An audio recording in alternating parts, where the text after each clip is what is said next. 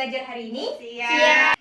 Ada baiknya sebelum memulai pelajaran hari ini, kita harus membaca doa terlebih dahulu yang akan dipimpin oleh ketua kelas. Maka teman-teman kita membaca doa mulai. Doa selesai.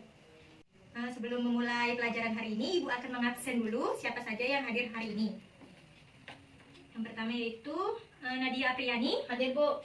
Sutilawati, Hadir Bu. Rizky Wijaya, Hadir Bu. Suryani Amelia Putri. Hadir Bu. Hadir semua ya? Iya Bu. Nah, Ibu akan bertanya pada kalian, hal apa saja yang berkaitan dengan biologi? Siapa yang tahu? Karya ilmiah Bu. Nah, apa lagi? Penelitian Bu. Bagus. Satu lagi apa? Praktikum Bu. Ya, bagus. Nah, hari ini kita akan mempelajari lanjutan dari pertemuan minggu kemarin. Apa saja yang dipelajari hari ini? Yaitu pertama, pengertian metode ilmiah, langkah-langkah metode ilmiah, tingkatan organisme kehidupan, itu penjelasannya dari molekul sampai biosfer, dan yang terakhir yaitu peranan dan manfaat ilmu biologi dalam kehidupan manusia. Hari ini kita masih mempelajari tentang ruang lingkup biologi. Minggu kemarin kan kita sudah mempelajari tentang apa itu ilmu biologi, cabang-cabang ilmu biologi, dan tingkatan apa saja, tingkatan organisme kehidupan.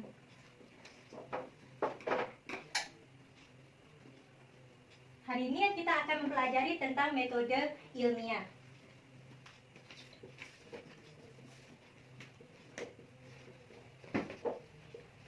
Apa itu metode ilmiah? Metode ilmiah adalah suatu cara sistematis yang digunakan para ilmuwan untuk memecahkan atau mencari atas masalah-masalah yang dihadapi dalam penelitian. Adapun langkah-langkah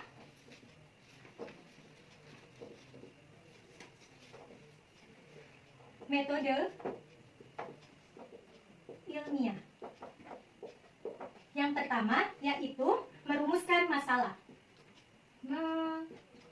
Merumuskan masalah. Yang kedua yaitu mencari informasi.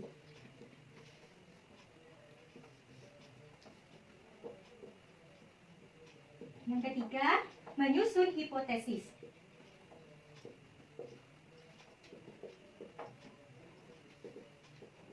Hipotesis ini adalah dugaan sementara.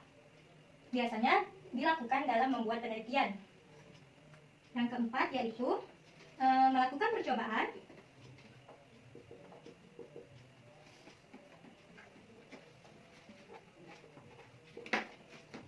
Yang kelima, menganalisis data.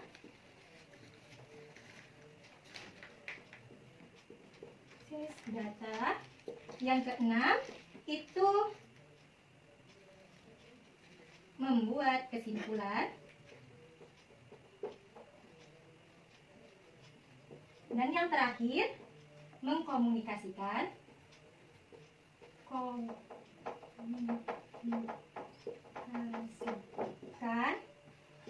hasil penelitian. Inilah langkah-langkah dalam metode ilmiah dalam melakukan penelitian di laboratorium. Selanjutnya kita akan mempelajari tentang tingkat organisme kehidupan, dimulai dari molekul tingkat yang paling sederhana sampai biosfer tingkat yang paling tinggi. Yang pertama yaitu molekul.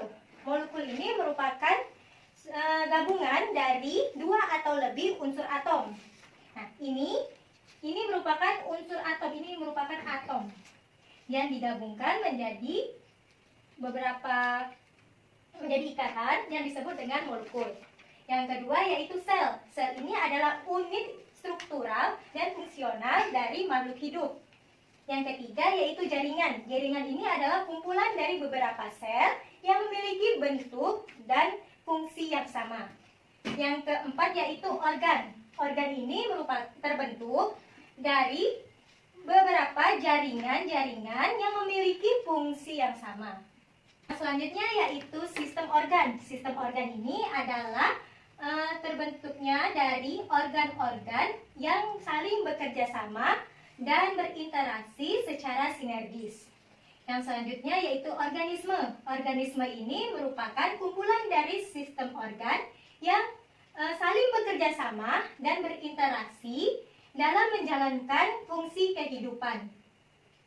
Yang selanjutnya yaitu populasi. Populasi ini adalah kumpulan individu atau organisme yang sejenis yang menempati suatu daerah tertentu. Selanjutnya yaitu komunitas. Komunitas ini kumpulan dari populasi-populasi yang menempati suatu wilayah tertentu.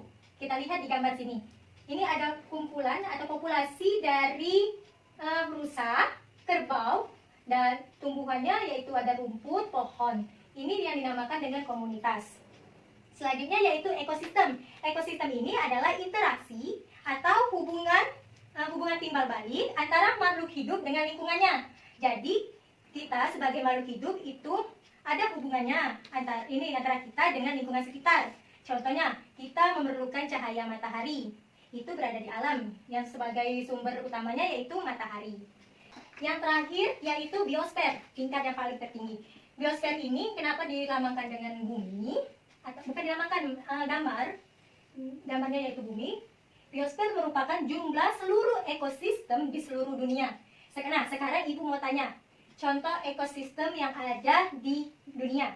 Ekosistem hutan, ekosistem laut, ekosistem pantai. Pintar. Selanjutnya yaitu peranan dan manfaat ilmu biologi dalam kehidupan manusia. Yang pertama yaitu dalam bidang kedokteran dan farmasi.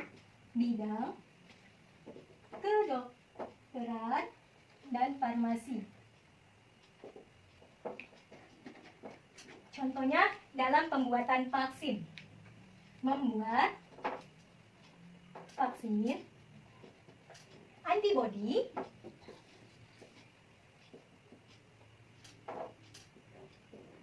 antibiotik.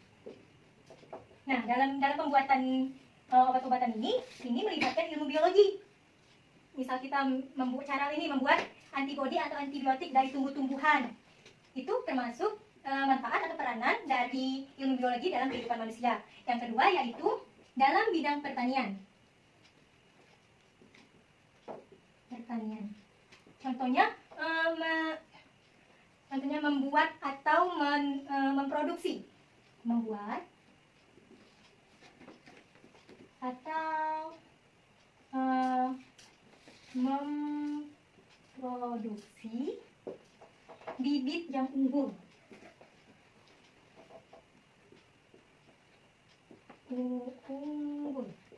Melalui penelitian di laboratorium dalam cabang ilmunya yaitu kultur jaringan. Yang ketiga yaitu dalam bidang pertanian. Bidang peternakan. Contohnya memproduksi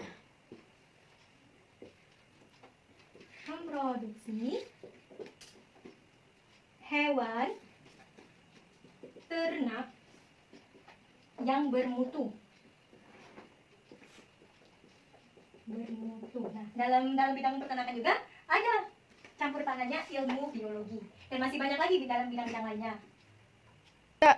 Nah, berakhir ini tadi yang materi terakhir yaitu tentang manfaat dan peranan ilmu biologi dalam kehidupan manusia. Nah, yang terakhir tadi yaitu tentang manfaat dan peranan ilmu biologi dalam kehidupan manusia. Maka berakhir pula materi pertemuan hari ini tentang ruang lingkup biologi. Selanjutnya nanti kita akan belajar di dalam laboratorium.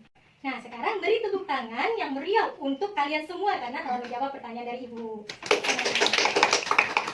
Selanjutnya kita akan menyimpulkan apa saja yang kita pelajari hari ini. Mulai dari pengertian metode ilmiah. Metode ilmiah itu adalah suatu cara sistematis yang digunakan para ilmuwan untuk memecahkan atau mencari masalah-masalah yang dihadapi dalam penelitian. Adapun langkah-langkahnya yaitu merumuskan masalah, mencari informasi, menyusun hipotesis, melakukan percobaan, menganalisis data, menarik kesimpulan atau membuat kesimpulan, dan yang terakhir yaitu mengkomunikasikan hasil penelitian atau mempresentasikan kepada teman-teman. Yang selanjutnya yaitu tadi tentang tingkat organisme kehidupan. Itu pengertian-pengertian atau penjelasan-penjelasan dari tingkatan organisasi kehidupan, mulai dari molekul sampai biosfer. Selanjutnya yaitu materi terakhir tentang peranan dan manfaat ilmu biologi dalam kehidupan manusia. Tadi menyimpulkan pelajaran apa saja yang kita pelajari hari ini. Nah, sekarang Ibu akan memberi kuis, cuma 1 pertanyaan tentang materi-materi yang kita pelajari hari ini, mulai dari metode ilmiah sampai dengan peranan dan manfaat ilmu biologi dalam dalam kehidupan manusia, masih seputar ruang lingkup biologi. Nah, pertanyaannya yaitu masalah apa saja yang terjadi di dalam ekosistem. Siapa yang sudah selesai semuanya? Sudah, Bu. Nah, Ibu mau tanya, siapa yang tahu jawabannya? Sebutkan satu-satu ya, Ibu tunjuk ya. Dari Amel. Kepadatan penduduk. Bagus. Nadia. Kerusakan lingkungan. Pintar. Sutilawati. Pemburuan hewan liar. Pintar. Selanjutnya yaitu kerusakan lingkungan yang paling utama. Karena ini dapat mengganggu ekosistem yang ada di lingkungan atau di alam. Itulah pelajaran yang dapat Ibu sampaikan pada hari ini. Terima kasih atas partisipasinya kepada anak-anak karena mengikuti kelas Ibu. Kita akhiri pembelajaran hari ini dengan melafazkan hamdalah. Alhamdulillahirabbil alamin. Sebelum pulang, ada baiknya kita membaca doa terlebih dahulu. Marilah kita berdoa bersama-sama. Berdoa mulai. Berdoa selesai. Baiklah, Ibu akhiri. Wassalamualaikum warahmatullahi wabarakatuh. Waalaikumsalam warahmatullahi wabarakatuh.